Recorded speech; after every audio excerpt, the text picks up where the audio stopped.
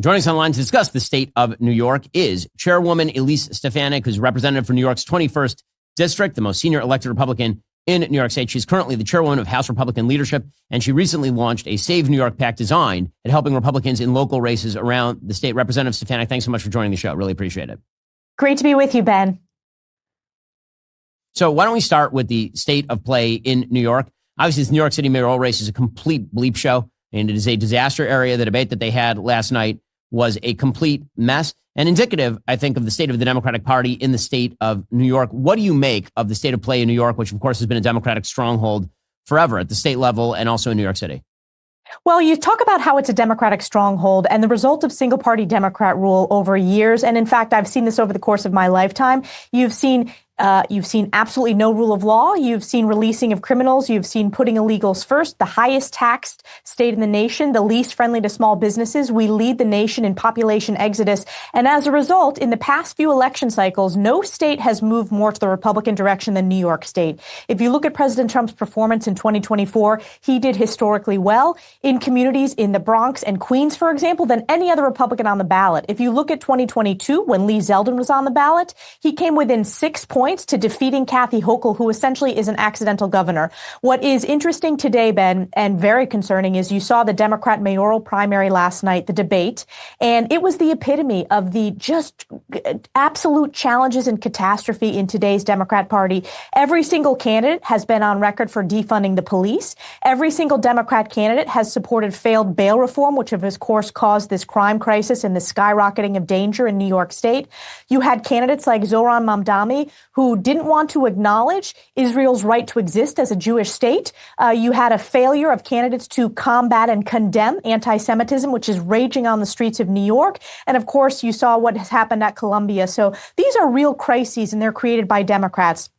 The polling shows that over 60% of New Yorkers want to elect someone new. And if you look at voter registration, it is increasingly Republican. So there is a once-in-a-lifetime opportunity to save New York once and for all. And that starts at the local level. As you know, I've been in office. This is my 11th year in Congress. I flipped a district. We win not only Republicans, but Democrats and independents as well. And we've built up this local infrastructure and grassroots, flipping multiple counties in my district. We're hoping to do that across the state to lay the groundwork for next year to fire Kathy Hochul once and for all. You know, one of the big missions that you've been on also is to go after the university system that you mentioned there. You talked about Columbia University. You obviously famously had all of the heads of some of the major universities in front of you who refused to condemn anti-Semitism. What do you make of the Trump administration's attempts to curb anti-Semitism by pushing on some of the funding mechanisms for these major universities? Well, I called on President Trump to do that and worked very closely with him. He followed those hearings incredibly closely. It's an issue that I've discussed with him extensively going back the past few years.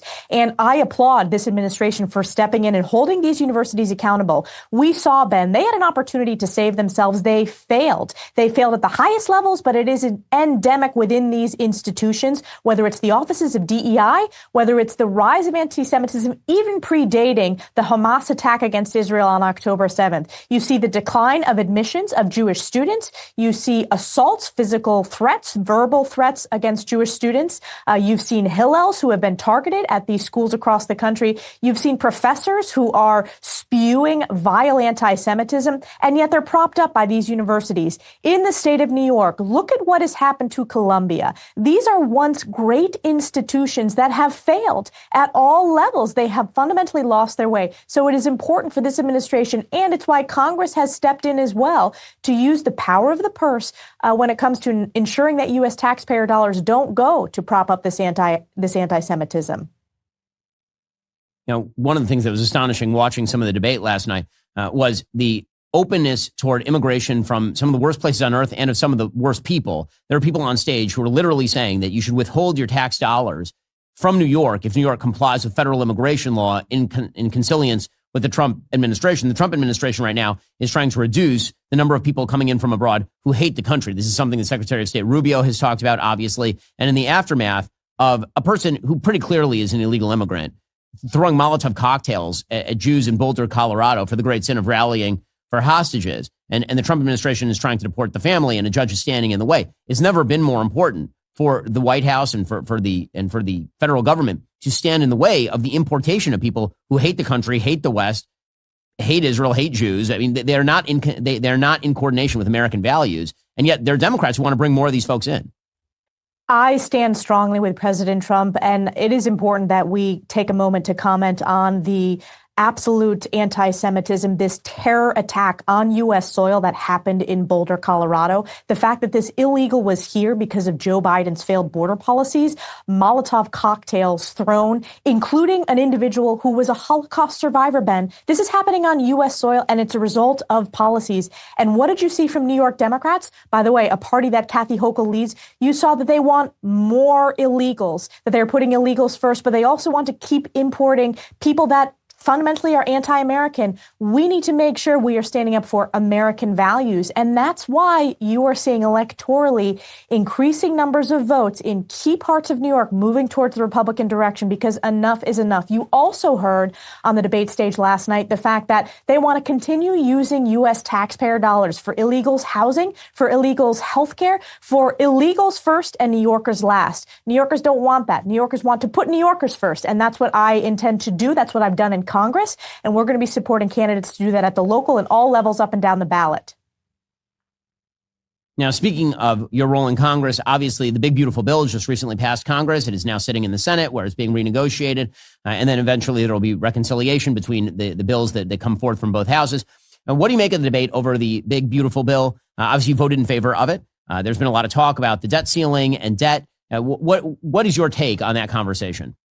My take is this is the centerpiece of President Trump's agenda. This is what we ran on. We owe it to the American people to deliver border security, energy independence, tax cuts, no tax on tips, no tax on overtime. These are very key provisions that President Trump ran and he won on, and we fully support that. I was the deciding vote, Ben. That is how important it is, and that's why I'm still in Congress, to make sure that we hold this House majority, and I was proud to cast that deciding vote. There are going to be bumps along the road, as there always is when you work through this legislative process. Currently, the Senate, this bill is in front of the Senate. There's a lot of discussions, but it needs to be a bill that can come back and pass the House, given our very slim majority. So we are working very hard to stand up for the American people. Again, the key provisions are the border security aspect, the economic package of that, whether it's the tax provisions or energy independence.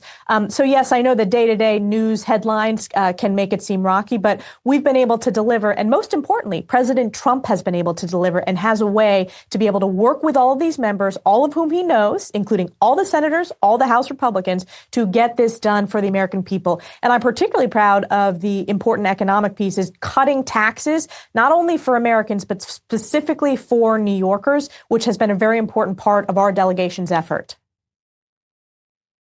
So, Representative Stefanik, you're also on the House Permanent Select Committee on Intelligence. Obviously, one of the big issues at the forefront of what the president has been considering right now is negotiations with Iran over their nuclear program. He has said for 10 years that the Obama JCPOA is the worst deal in the history of mankind.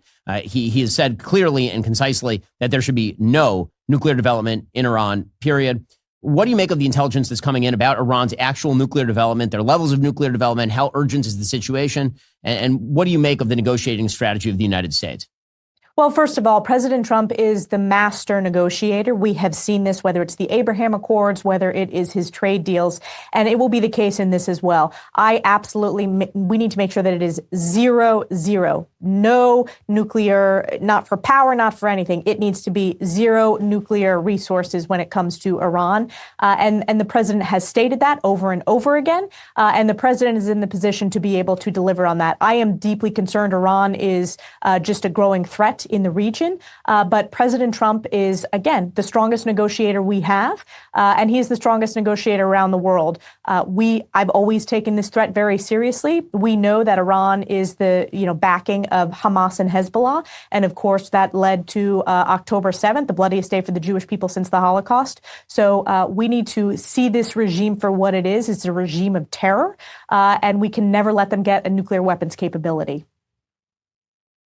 What have you seen in terms of the intelligence that you can reveal with regard to Iran's nuclear program? I know, obviously, there's a lot of dyspepsia among Republicans, and there has been for a long time because of all of the botched intelligence around the Iraq war. So what do we actually know about Iran's nuclear program?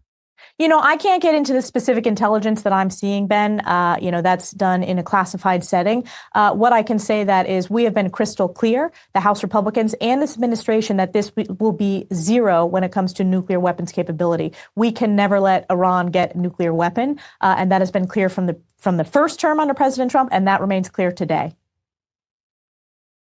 Well, Representative Elise Stefanik, check out her Save New York PAC, which, of course, we hope will turn the politics of New York State completely. Representative Stefanik, really appreciate the time. Thank you so much, Ben.